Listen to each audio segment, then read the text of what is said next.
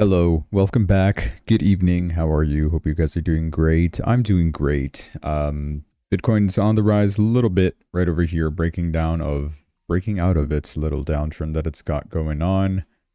Kind of. We still don't fully break out until we cross 116,800, so that has stayed the same for the past couple of days now. So my positions are still open here. My orders did not get filled, which I'm not too concerned about.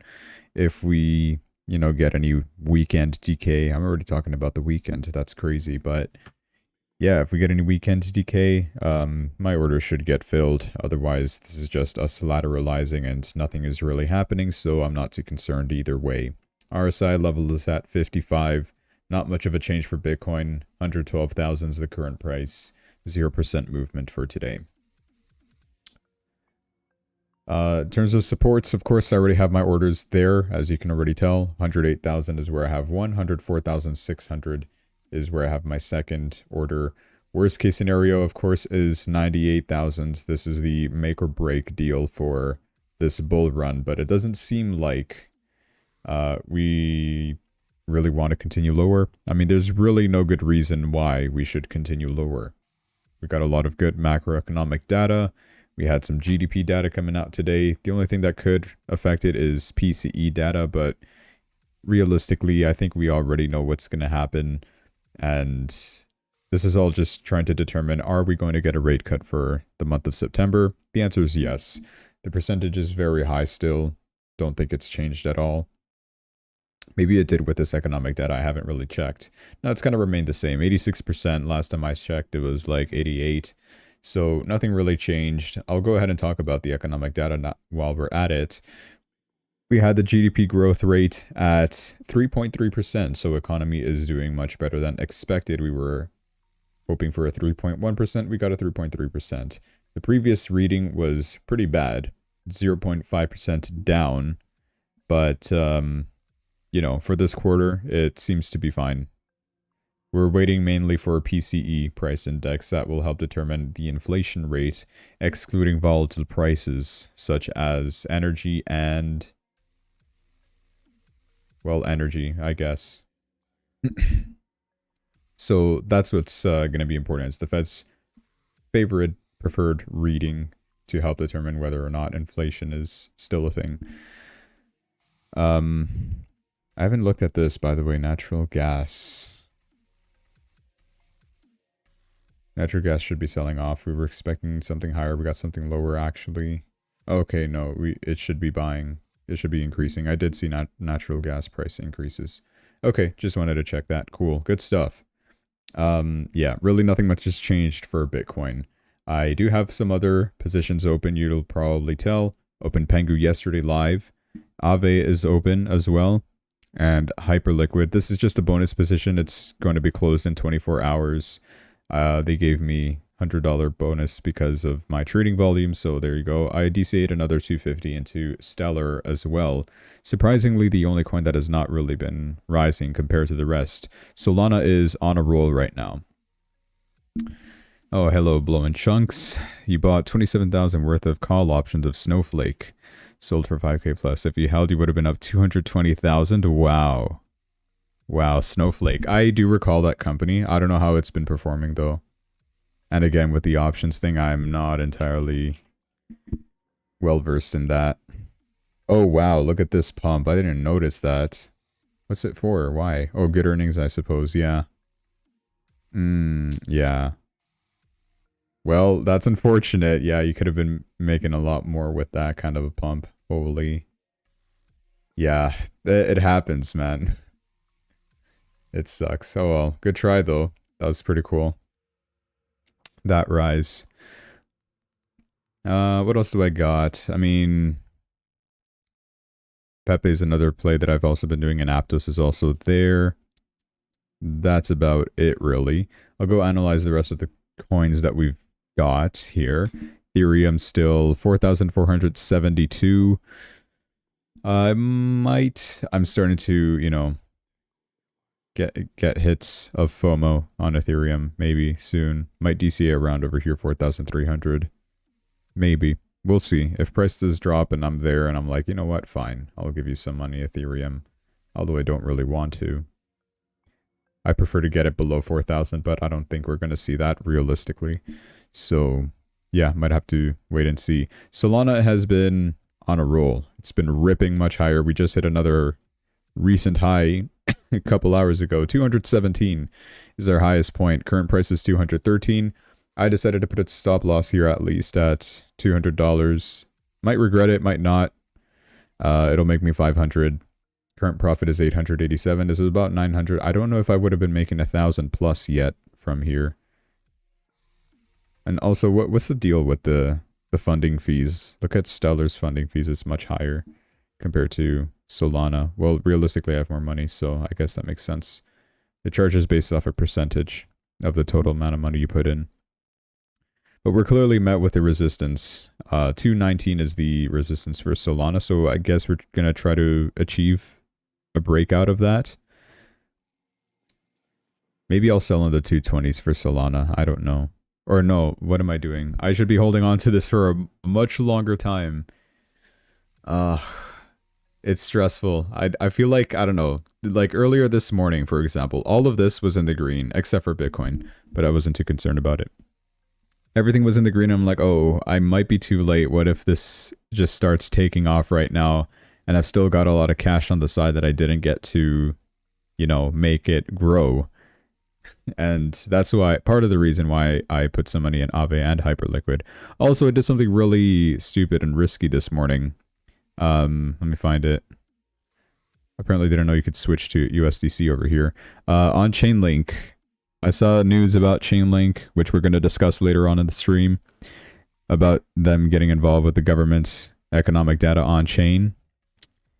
And I decided to buy, and it went negative immediately. I'm like, okay, that was a stupid idea. I just bought at the top. It was just a thing in the moment. I'm like, I saw the notification on my phone. I'm like, okay, I got what's going on with Chainlink. I see it pumping. I'm like, okay, I'm going to ride the wave. It started dropping immediately after, and then it kind of came back up again, so I just closed it for $7 in profit. I know, big deal. Risking 1,000 to make $7. Just winner things, you know, no big deal. Anyway, I'm not going to be doing that again. We'll discuss Chainlink when we get there. It's been doing really well though, so I'm glad for Chainlink. Happy to see it where it is. That's all we got for Solana, really. Good 4% pump today nonetheless. Like I said, price 213. XRP underwhelming. I still have this position open over here. I'm really at a deadlock over here because I don't want to put more money in and increase my average price. At the same time, I do want to increase my exposition onto XRP.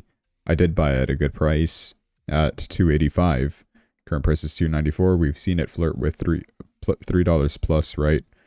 In the past couple of days. So yeah, I'm just stuck here with XRP. Guess I can't really do much with it. Unless we see a dip further down, that's when I'd probably consider buying a little bit more. But I'm still not fully sold on the idea of XRP. I am studying it though more. Was taking some notes on it today. What did I learn? Hang on. I wrote it down.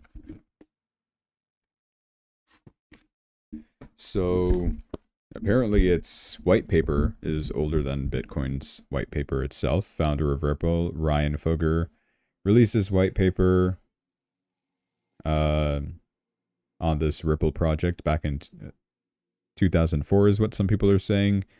But then Chris Larsen says even before the year 2000. But Chris Larsen is the co-founder. It's similar to Bitcoin's Lightning Network with the peer-to-peer consensus type thing, la la la. And here's an interesting fact, if you care at all. Bugger, so the founder of Ripple, yeah. He might have German ancestry due to that last name. The Fugger dynasty consisted of European bankers who replaced the Medici family, which were Italians, in the 15th century. And the Medicis are credited for creating modern-day banking. So just some similarities there. This guy, due to his ancestry, maybe this is his life's legacy all along, is to revolutionize the global payment system with Ripple. Anyway, that's all I wanted to say. Books aside, what else we got? Chainlink. Chainlink has been doing pretty well today. There you go. Look at this. Stupid movement that I made. I bought like when we were, I don't know, somewhere over here. You can see the prices, but I guess it doesn't really matter. 25.26 is when I bought. So about like right over here, 26. And then I sold like a little bit higher. That's 25.34. Yeah, could have made a little bit more profit, but I was scared. I would not have been in profit anymore if I just held on to where we are right now. But in the past couple hours, sure, would have been a little bit profit. Nothing too crazy though. So yeah, I'm not too proud of that one. Nonetheless, uptrend is maintained for Chainlink. 24.54 is the current price, up to 3% almost today. It's good stuff overall. Like I said, we got some good news from the US government that has involved Chainlink and also Pyth network, whatever you want to call it. I'm just going to settle this debate right now. Where is Google Translate? I'm going to type in Pyth and tell me what the pronouncement is. Pyth. It's Pyth. So I'm right. People who say Pyth, imagine. It's Pyth network. We'll talk about Pyth network right here. Oh my gosh, 107%. You saw that. I did take profit on this one. I did have some Pyth, albeit at a high price. I think it was like 15 cents that I had it at. My average price. I had it for like months. Since May. That's when I bought it. Had it at 15 cents. It's been super negative. It's gone completely against me. It's dropped to a low of 8 cents on its worst day, 22nd of June. If you recall, that is when US bombs Iran's nuclear facilities on behalf of Israel. So we thought World War III was going to happen. I even got scared and sold off my Bitcoin, which I also regret doing. We recovered from there, arguably, reaching almost that 15 cents once again. I was happy to be neutral, finally, but I didn't do anything. I just kept my position open, and then we got this God candle right over here. Let me go to like a daily chart so you can appreciate it better. Why does it show 2 days? Only 1 day has passed. This is a scam. I'm going to a weekly chart. Yeah, that is pretty cool, huh? 106% today, reaching a high of 24 cents. The current price is 23.9. We're almost back at 24, and it looks like we still want to continue higher. We are much more than overbought over here. It doesn't show the P&L that I got on this account, but I had it on my other account. I guess I sold too early at like 17. I think I sold at resistance 5. That's where I sold 17. And it made me 500. Could have made another 500 by now, but whatever, right? Also got some news on Pyth network, so we'll be discussing that when we get there. SUI has not moved at all, surprisingly, so in my opinion, it's still a good buy. It's like one of the few coins that has still not yet taken off, although I did hear some news about token unlocks will be happening on SUI, meaning that there will be more coins released into circulation, which obviously would lead to a price drop as soon as that happens. I don't know exactly when that's going to happen. Could I look this up hypothetically? Let me try. Sorry.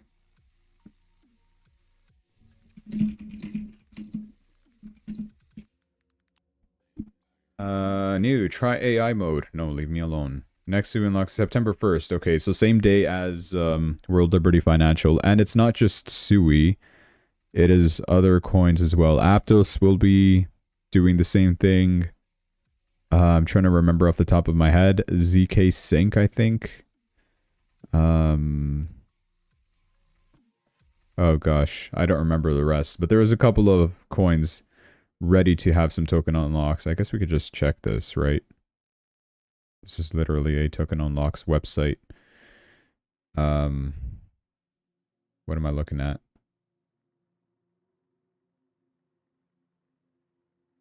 What am I looking at? Okay.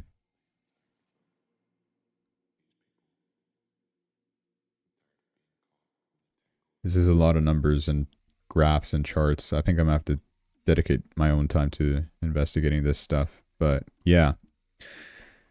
That's going to be happening. I didn't mean to do that. Moving on.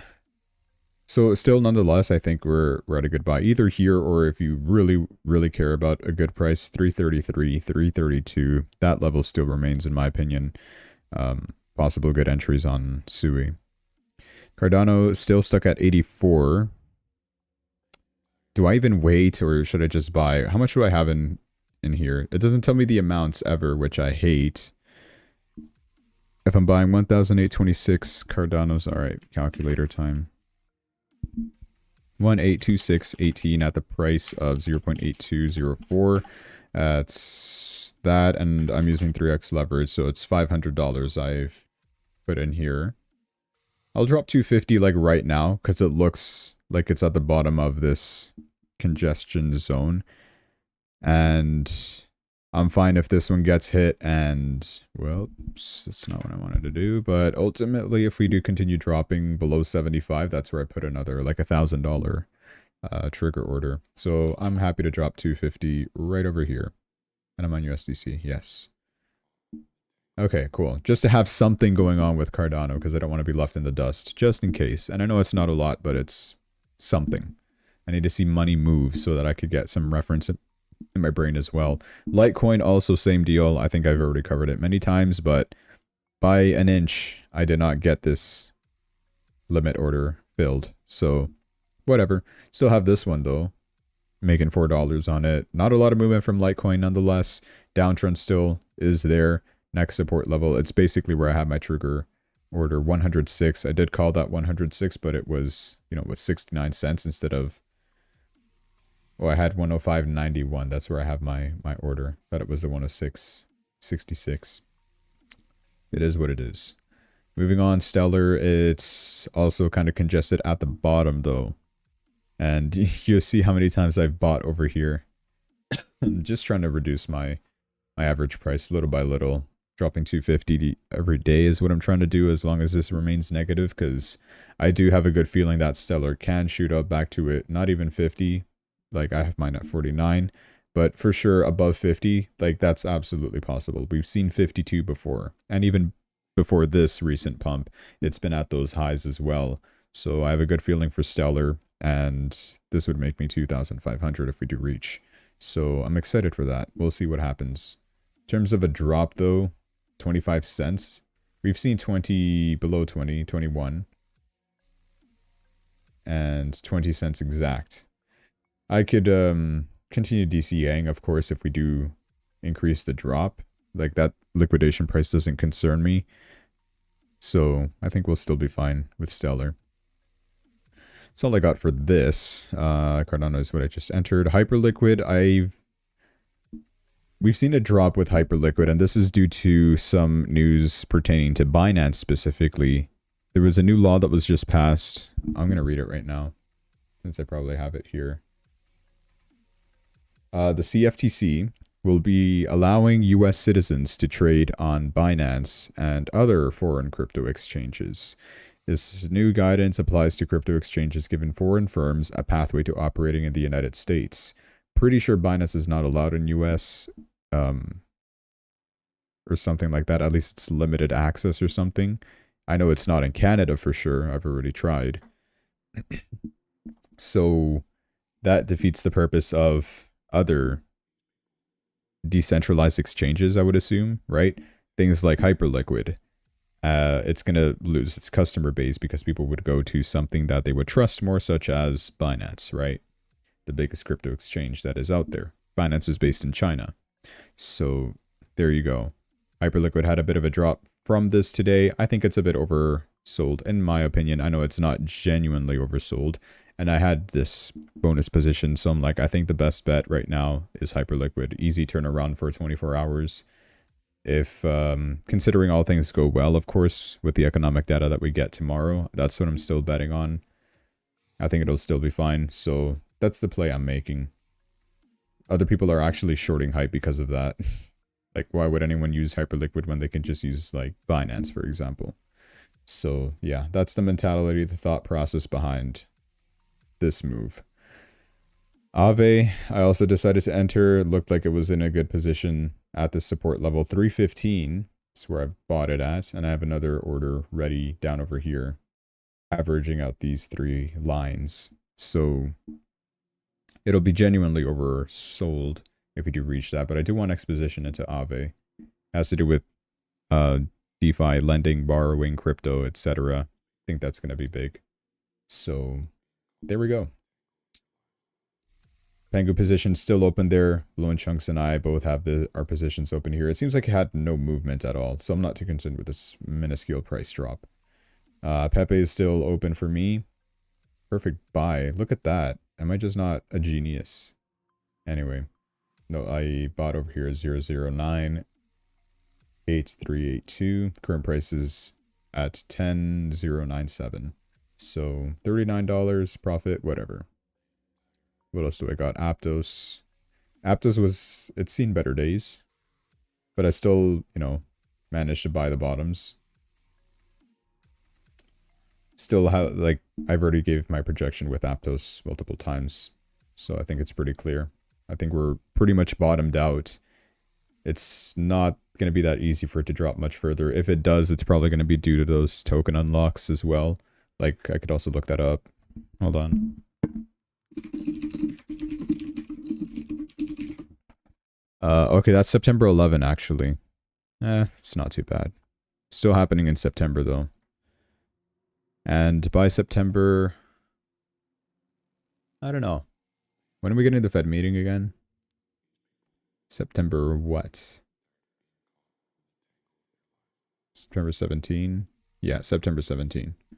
Cool. Yeah, so... there you go. There's a little update. Oh, Bitcoin is dropping right now. Why do I keep moving this lock? We're currently at our support level, 111,000. 386 is where that support level is. Please drop, actually. I'm fine with the drop. I'm fine with the rise. Really, I'm just completely indifferent to everything. I'm already in it, the market, right? It's starting to become a big list. It's becoming a little scary. But, should be fine still. They're good plays. And most of these positions are in the green. Except for Bitcoin. Bitcoin, I need this one to get filled. And then we can moon. Alright, so here's the big news. Well, this is the big plan, and this is something that I've discussed before, but this is something that we should have seen come from miles away, and I don't know why I didn't react on that information. It's probably because I'm seeing so much news all the time that I'm just starting to dismiss stuff that could genuinely pop off. The fact that the US was planning to put economic data on the blockchain, it's something I covered. I don't remember if it was yesterday or the day before, but we saw this coming. This comes out saying that they're planning to put the GDP data that was coming out today on blockchain, targeting 9 networks. And I even gave the comment to like, yes, this will be good. It's good for transparency. They were planning to do this with the US government spending, right? The debt, which I think would have been, it could be more interesting. Like economic data, sure, we're seeing economic data all the time normally, right? I don't really get the point with using blockchain, I guess, for transparency is what they're saying. So it's good overall. I like the adoption of the blockchain technology that the US government is using. So that was good. And we also didn't know which crypto project they would have been using. Some people were speculating it could be XRP. I personally did have my bets on Chainlink. I even mentioned Chainlink is underrated at this point. And I don't know. We've seen a suspicious rise on Chainlink in the past weeks, right? Maybe people knew. I don't know. That's what I'm speculating. But anyway, they said they were targeting 9 networks, and we'll discuss those as well. And it became official. Literally, I thought it was going to take a long time to implement, but no, it came out like really fast. US puts GDP data on the blockchain in the Trump crypto push. So it's official. The US Department of Commerce and Chainlink are now bringing government macroeconomic data on chain. This is the details. Chainlink integrates US economic data from the Department of Commerce on chain via secure feeds, bridging macroeconomic metrics like GDP and PCE to blockchain expands financial transparency. PCE will be coming out tomorrow. So we can expect increased institutional adoption of Chainlink as data authenticity becomes a competition, I assume. Increased institutional adoption on Chainlink. That's also good as well, because imagine you're a company and you also would like to publish whatever. Maybe what if companies start doing this with like earnings and stuff like that? That would be interesting. You're seeing the US government putting their trust in this crypto project in Chainlink. And then you're going to be like, you know what? We're going to get on with the times as well. we're going to do this too. Imagine these big companies, Nvidia, Apple, Microsoft, etc., also doing this stuff. The rest will follow. This is a good mentality to have. And it was not just Chainlink, but it was Pyth network. Gosh, I gotta stop saying Pyth now. Pyth network, which we already reviewed, massively benefiting from this. The reason why Pyth is rising much more than Chainlink is because Chainlink is already a very large market cap. Pyth network had a smaller market cap. It was roughly like in the 90s, that kind of position. And I'm sure it's already bumped up to like 70s or 60s by now. This is me just assuming numbers. Am I just manually going to search for it, I guess? Scrolling through. Here it is, 78. When it was much lower, just a couple hours ago. Look at this, 750 million, let's just say. 750 million market cap puts you right over here. 96, 97, 98. Right around here. Pyth network shot up from that position all the way up to 78. We now already doubled, or more than doubled, the market cap. 1.3 billion. I think you deserve to be higher. What? For 1.3 billion. I think this is lying to me. Yeah, it's lying to me. It's actually number 66. Coin market cap's very delayed. Number 66. So we're actually over here. Right next to Celestia or Injective. You know. So, and if you're not aware, Pyth network is also an Oracle. Same to Chainlink, except that, you know, Chainlink uses Ethereum. Pyth uses Solana. So that's the only main difference. People were saying, oh, there's not a lot of utility yet. So that's why it wasn't that popular, but the government is including both of them. They've also been chosen by the US Department of Commerce to secure economic data on-chain. It signals a shift in how governments leverage decentralized networks for data integrity. Expect more institutional adoption of Oracle's, strengthening Pyth's position in the decentralized data ecosystem. Why do you do this? Weird account. Anyways, this is Chainlink's official statement on all of this, saying that we're excited to announce that Chainlink and United States Department of Commerce have worked together to bring U.S. government macroeconomic data on-chain. These new Chainlink data feeds securely deliver critical information around key U.S. economy metrics on-chain, sourced from the Bureau of Economic Analysis.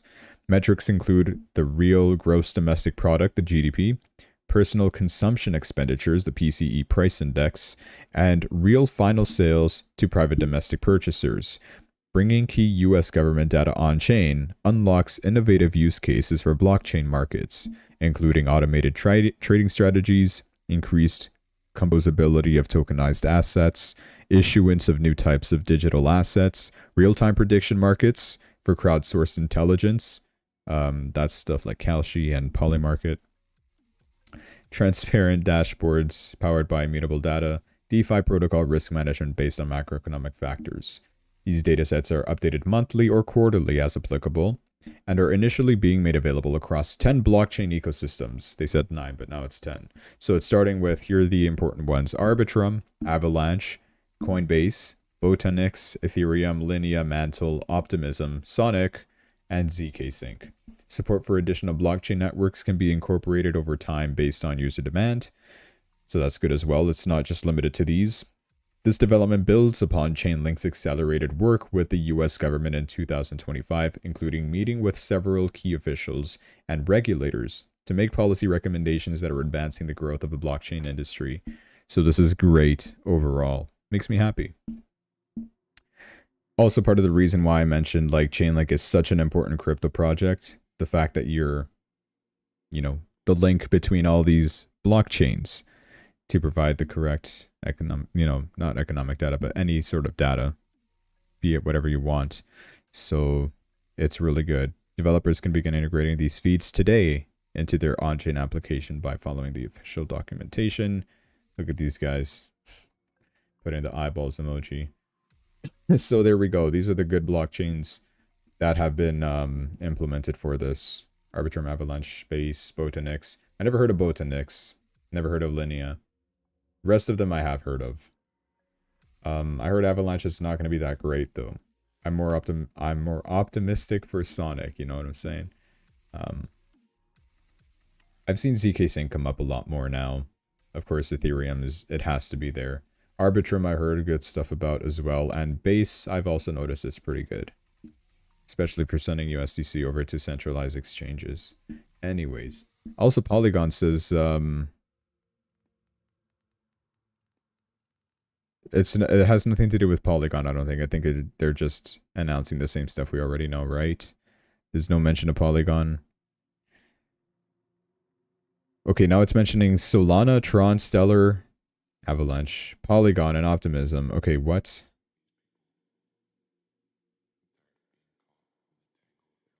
Are they giving us fake news? They're mentioning Polygon is also a part of the Solana, Tron, Stellar. I mean, it doesn't matter if... I mean, I wouldn't mind if they're not. I'm assuming maybe it's the differences between, you know, something like Chainlink versus something like Pyth network. It's disseminated through coordination with the oracles, right? We have the other oracle to deal with, Pyth. The exchanges, Coinbase, Gemini, Kraken, helped facilitate the department's publishing. Okay. Cool. Yeah, they're calling Trump the crypto president down there too. Amazing. Sonic also came out with their official statement on what it means for them, because they have been mentioned as a key player in the initial cohort of participating networks. So we get real GDP, PC price index, real final sales to private domestic purchasers. These indicators are published directly from the Bureau of Economic Analysis onto Sonic via decentralized oracles. Why it matters? Developers on Sonic can now reference canonical US macroeconomic statistics directly on Sonic.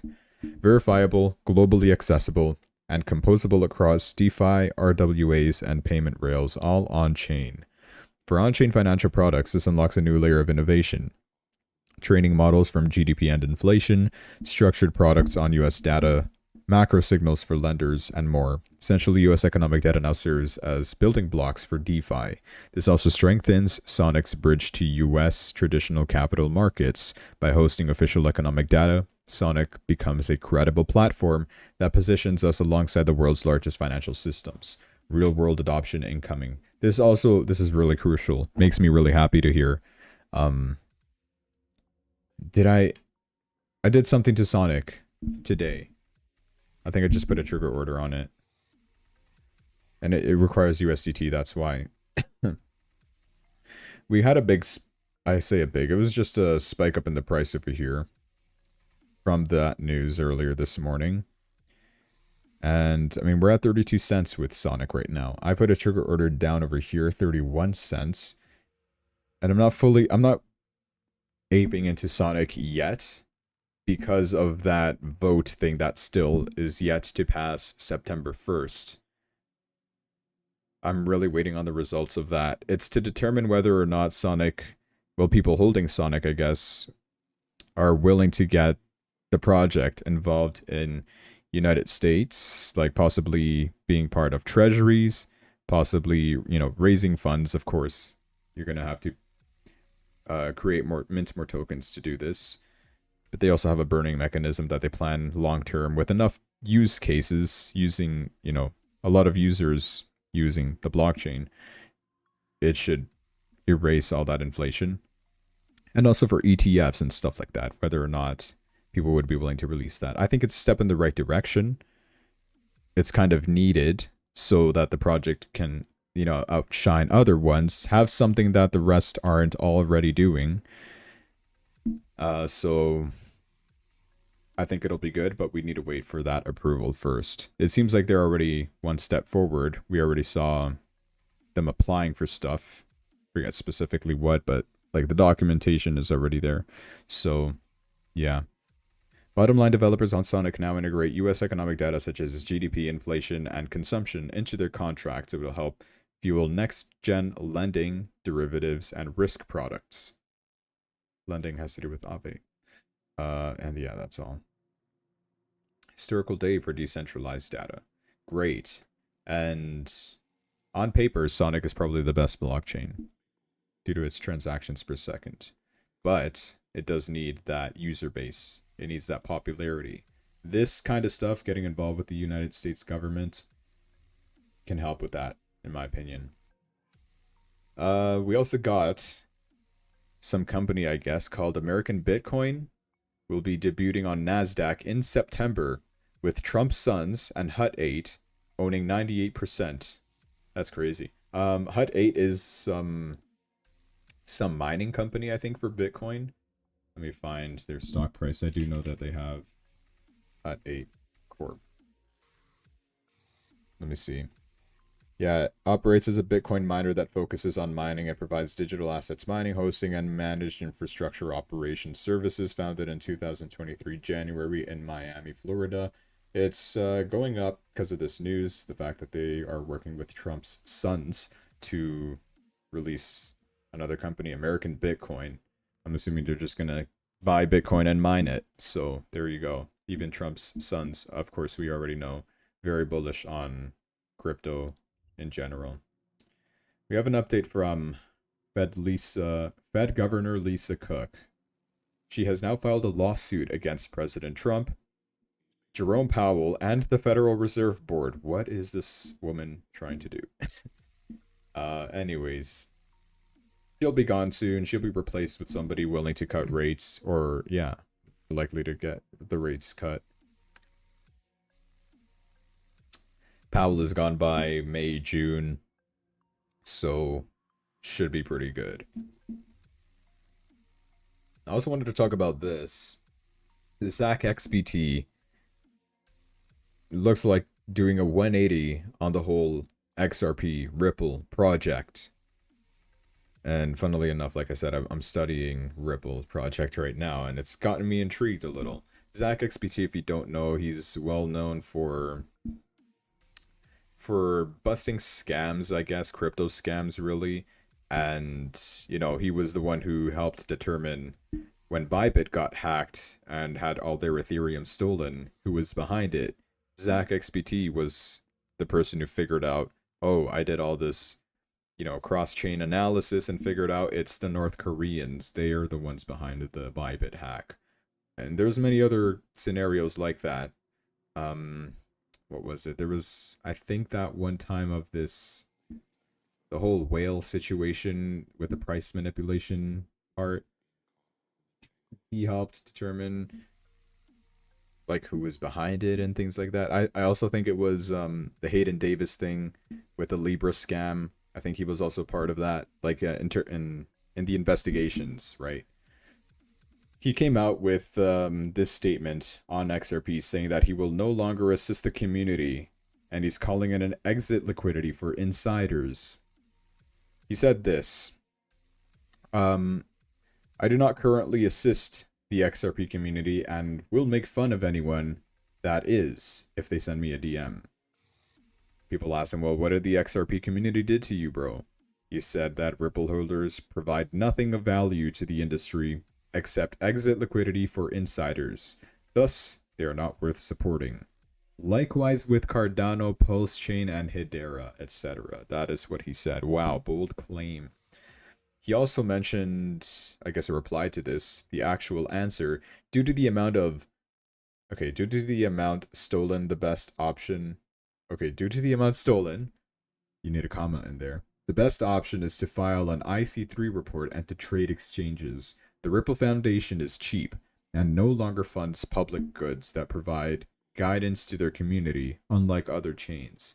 Learn more about the industry and scams before holding assets via self-custody, because it's not an easy task for most people.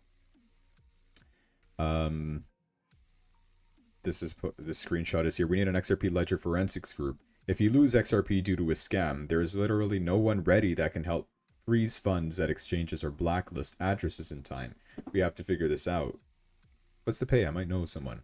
I hope the new XRP Ledger Foundation can set aside something for that. Too early for numbers, I'd guess. Interesting. So the fact that it's not centralized enough, is this what it means? I'm confused, honestly, with this one. He also mentioned this. Zach XPT slams Ripple for dumping on retail and calls XRP a MLM scheme, multi-level marketing scheme, like a pyramid scheme. The on-chain investigator also highlighted the co-founder Chris Larson's wallet activity in response to a comment about XRP's drop in price in the past weeks. He mentioned since July 17, an address linked to Ripple co-founder Chris Larson transferred out 50 million XRP to 4 addresses. That's why this guy is good at what he is good at. He's good at this blockchain analysis, determining where transactions are getting sent to and helping to determine that kind of stuff. He memorizes wallets or something crazy. Anyway, $140 million ended up at exchanges and services. 30 million XRP recipient, 10 million XRP recipients are those addresses, and then 35 million were received to 2 new addresses, 5 million XRP to one, 5 million XRP to another. That, I guess, makes sense with what he's saying, that retail holders, normal people like us, are exit liquidity for insiders.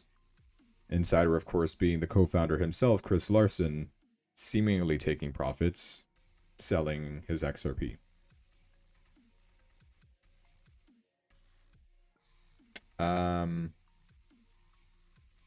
Okay. I don't know. I don't know how I feel about that. I still think XRP, like, it's still got its good fundamentals. I don't know. I'm still investigating into it myself. So if I do come across something interesting, I will let you guys know. But yeah, Zach XBT, with all his profound knowledge, is now anti-XRP. It's just something interesting that I decided to point out. Bitmine, this company from Tom Lee, he's like the Michael Saylor of Ethereum. He's added another 78,791 Ethereums, $354 million worth to his strategic reserve. Now, total, they have $8 billion worth of Ethereum, 1.792 million. Pretty good. A lot of other companies are also doing the same thing with the XRP, I mean, not XRP, Ethereum strategic reserve kind of thing with their companies. I don't see much sense in that. I prefer you do this with Bitcoin, but it's fine. I mean, make Ethereum pump.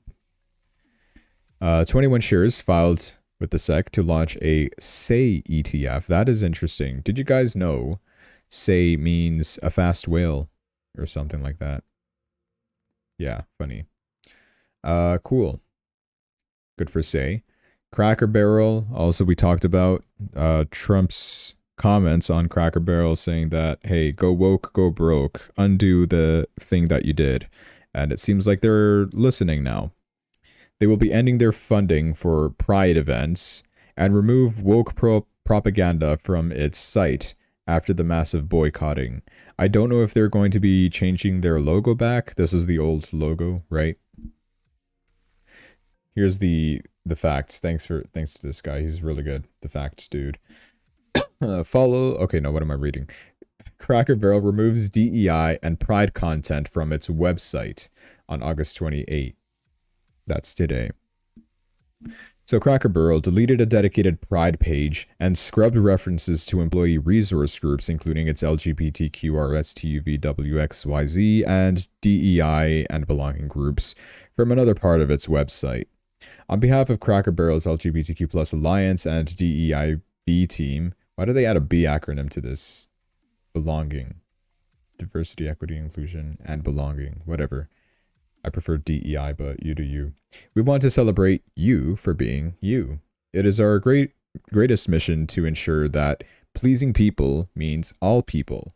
Cracker Barrel's now deleted Pride page read. The URL now redirects the company's Culture and Belonging page, which has also been revised according to the Wayback Machine. Software, by the way. The new version speaks more broadly about company culture, but no longer lists its employee resource groups, which were publicly visible as recently as Tuesday, according to the archive. Cracker Barrel's spokesperson said the website updates reflected the removal of outdated content In connection with the company's brand work, we have recently made updates to the Cracker Barrel website, including adding new content and removing out-of-date content, the spokesperson said.